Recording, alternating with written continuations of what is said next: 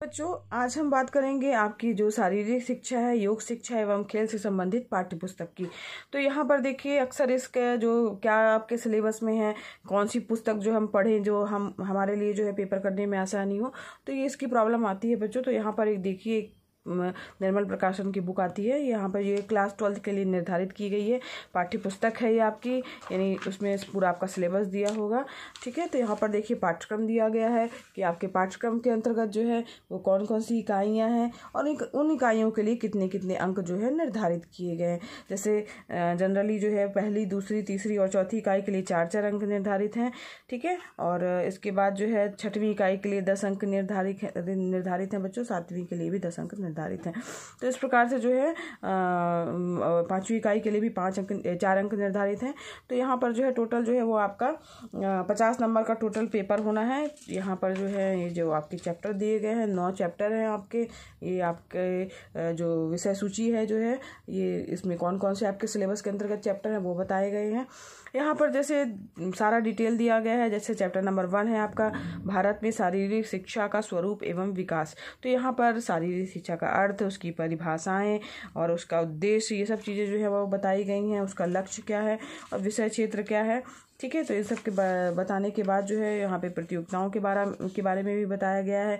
नई राष्ट्रीय खेल नीति के बारे में भी बताया गया है। भारत सरकार की जो राष्ट्रीय खेल नीति है उसके बारे में भी बताया गया है। और साथ ही खेल प्राधिकरण की स्थापना के बारे में जो है वो भी बताया गया है। भारत में राष्ट्रीय खेलों के बारे में बताया गया है, कहाँ कहाँ हुए, उनकी अवधि क्या है, स्पर्धाओं की संख्या के बारे में बताया गया है। और साथ ही इसमें एक जो है अभ्यास की प्रश्नावली या अभ्यास प्रश्नों का जो है वो भी बताया गया है, जिसमें दीर्घोत्तरीय प्रश्न, आपके लघुत्तरीय प्रश्न, अति लघुत्तरीय प्रश्न और बहुविकल्पीय प्रश्न जो हैं वो दिए गए हैं। ठीक है, तो यहाँ पर देखिए उत्तरमाला भी यहाँ पर दी गई है बहुविकल्पीय प्रश्नों की। तो इस प्रकार से जो है जब आप चैप्टर पढ़ेंगे तो इनके प्रश्नों को आप आसानी से कर पाएंगे। तो ये यहाँ पर सिलेबस के अंतर्गत ही है आपका। चैप्टर नंबर 2 है आपका अभिवृद्धि एवं विकास। तो यहाँ पर उसकी परिभाषाएं दी गई हैं, उसका क्या अर्थ है और विकास क्रम में होने वाले परिवर्तन के बारे में बताया गया है। अब उसकी अवस्थाएं, सहसावस्था का शैक्षणिक महत्व, किशोरावस्था के बारे में भी बताया है, उसकी विशेषताएं, उसकी समस्याएं। ठीक है, तो यहाँ पर जो है उसके भी प्रश्न उत्तर लास्ट में जो है अभ्यास में दिए गए हैं, जो कि आपके दीर्घोत्तरीय, लघुत्तरीय, अति लघुत्तरीय और बहुविकल्पीय प्रश्नों के रूप में है। चैप्टर नंबर 3 है बच्चों आपका वो मादक द्रव्य, ड्रग्स एवं डोपिंग के बारे में। तो यहाँ पर देखिए जो ड्रग्स है उसके बारे में बताया गया है, उसका वर्गीकरण बताया गया है। ठीक है, और कि कौन कौन से होते हैं। और इसके बाद जो है जो नशा मुक्ति जो केंद्र है उनके बारे में भी बताया गया है। डोपिंग के बारे में बताया गया है, डोपिंग का अर्थ। ठीक है, डोपिंग से हम किस तरीके से बचाव कर सकते हैं उसके बारे में भी बताया गया है। साथ ही उसकी प्रश्नोत्तरी जो है या अभ्यास प्रश्नों को भी दिया गया है और बहुविकल्पीय प्रश्नों के आंसर भी आपको इस बुक में मिलेंगे। तो यहाँ ये बुक आपके लिए हेल्पफुल हो सकती है। चैप्टर नंबर 4 है आपका शरीर के तंत्र यानी पेशी तंत्र। पेशियों के बारे में, मांसपेशियों के बारे में बताया गया है। ठीक है, उनके प्रकार क्या हैं और मांसपेशियों की बनावट कैसी होती है, उनके क्या कार्य हैं और उनके महत्व के बारे में बताया गया है। साथ ही उसके अभ्यास प्रश्नों को भी इसमें पूछा गया है और जो बहुविकल्पीय प्रश्न है उनको भी पूछा गया है, साथ ही उसके आंसर भी दिए गए हैं। चैप्टर नंबर 5 है आपका पाचन तंत्र के बारे में। तो यहाँ पाचन तंत्र को बताया गया है कि पाचन तंत्र आपका क्या है। ठीक है, और जो आहार नाल है उसके प्रमुख भाग कौन कौन से हैं और उनका विस्तृत डिटेल करके बताया गया है कि उनके क्या कार्य हैं। ठीक है, तो ये सब इम्पॉर्टेंट है, ये वैसे भी आपको जानना ज़रूरी है अपने पाचन तंत्र के बारे में। तो ये भी इम्पॉर्टेंट चैप्टर है आपका और इंटरेस्टिंग चैप्टर भी है। तो यहाँ पर उसके प्रश्नोत्तर भी दिए गए हैं जो कि आपके लिए हेल्पफुल हो सकते हैं एग्जाम के लिए। इसके बाद नेक्स्ट चैप्टर है आपका रुधिर परिसंचरण तंत्र।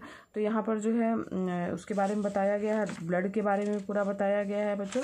और साथ ही ब्लड का क्या कार्य है, ब्लड के कौन कौन से ग्रुप होते हैं और कौन सा ब्लड दाता जो है वो ब्लड जो है किन किन को दे सकता है, इसके बारे में भी पूरा बताया गया है। यहाँ पर रक्तदाता और रक्तग्राही कौन कौन सा ग्रुप है। ठीक है, तो यहाँ पर इस सब के बारे में भी बताया गया है। साथ ही ब्लड बैंक के बारे में बताया गया है और आपके हार्ट के बारे में भी बताया गया है कि आपके हार्ट की जो हृदय की संरचना कैसी है, उसमें कैसे जो है वो कार्य करता है, उसकी क्रियाविधि क्या है, उसके बारे में विस्तृत रूप से बताया गया है। और जो रक्तवाहिनियाँ हैं वो कैसे कार्य करती हैं उनके बारे में बताया गया है। धमनी, शिराएँ ना, कोशिकाएं, इनके बारे में भी बताया गया है। और धमनी तंत्र के बारे में भी यहाँ पर बताया गया है। शिरा तंत्र और धमनी तंत्र दोनों बताया गया है। और साथ ही जो है हाई ब्लड प्रेशर के बारे में भी बताया गया है और लो ब्लड प्रेशर के बारे में भी बताया गया है। उनका अंतर स्पष्ट किया गया है और उनके प्रश्नों को भी यहाँ पर इस चैप्टर में बताया गया है और इसके प्रश्नों को जो है वो यहाँ पर आप कर सकते हैं। बहुविकल्पी प्रश्न भी इसमें दिए गए हैं। तो यहाँ पर बच्चों नेक्स्ट चैप्टर नंबर 7 श्वसन तंत्र। तो यहाँ पर श्वसन का क्या महत्व है, क्या अर्थ है, उसके कौन कौन से अंग हैं, उन सब के क्या कार्य होते हैं, कैसे कार्य करते हैं, ठीक है, तो उसके बारे में बताया गया है। और व्यायाम का श्वसन क्रिया पर क्या प्रभाव है उसके बारे में भी बताया गया है, प्रश्नोत्तर दिए गए हैं।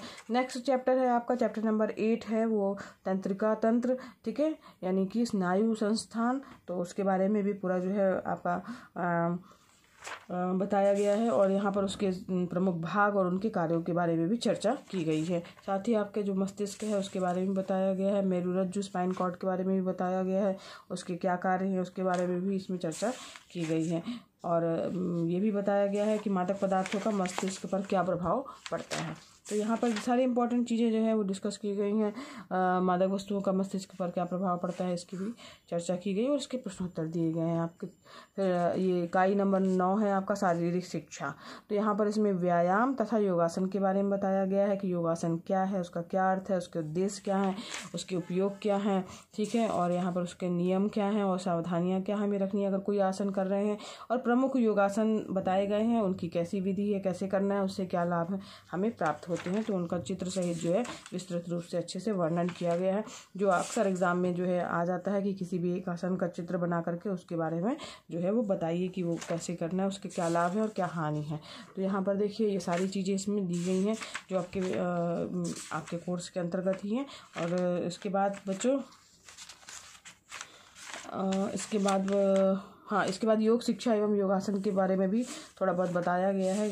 उसकी डिटेल बताई गई है कि अगर मान लीजिए कोई योग होता है, कोई मान लो आपको रोग होता है तो उसका जो है कैसे कैसे उसका इलाज कर सकते हैं प्राकृतिक विधि के द्वारा। तो यहाँ पर देखिए इसके प्रश्नोत्तर लास्ट में दिए गए। तो इस प्रकार से बच्चों ये आपकी जो है शारीरिक शिक्षा की जो है किताब है, निर्मल प्रकाशन की आपकी ये बुक है जो कि कक्षा 12 के लिए बच्चों ये निर्धारित की गई है। और यहाँ पर 50 रुपये मूल्य इसमें डला हुआ, ये पुराना मूल्य है, तो आप इसका पता कर लीजिएगा कि कितने की आपके यहाँ आसपास मिलेगी ये। तो ये बुक आपके लिए हेल्पफुल हो सकती है। इसमें सारा सिलेबस दिया गया है और सारी चैप्टर्स दिए गए हैं, क्या नंबर है उसके बारे में और सारे प्रश्न दिए गए हैं।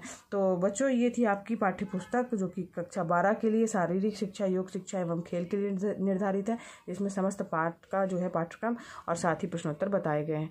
तो बच्चों ये वीडियो आपके लिए हेल्पफुल लगा हो तो वीडियो को लाइक करना मत भूलिएगा और चैनल पर नए हैं तो सब्सक्राइब कीजिए बच्चों और साथ ही बेल आइकन भी प्रेस कीजिएगा ताकि आपको नए वीडियो का नोटिफिकेशन मिले। साथ ही बच्चों प्लेलिस्ट पर भी विजिट कर सकते हैं, आपके लिए जो है कुछ वीडियो मिल सकते हैं।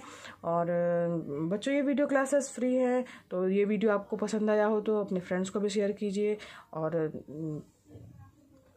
धन्यवाद बच्चों।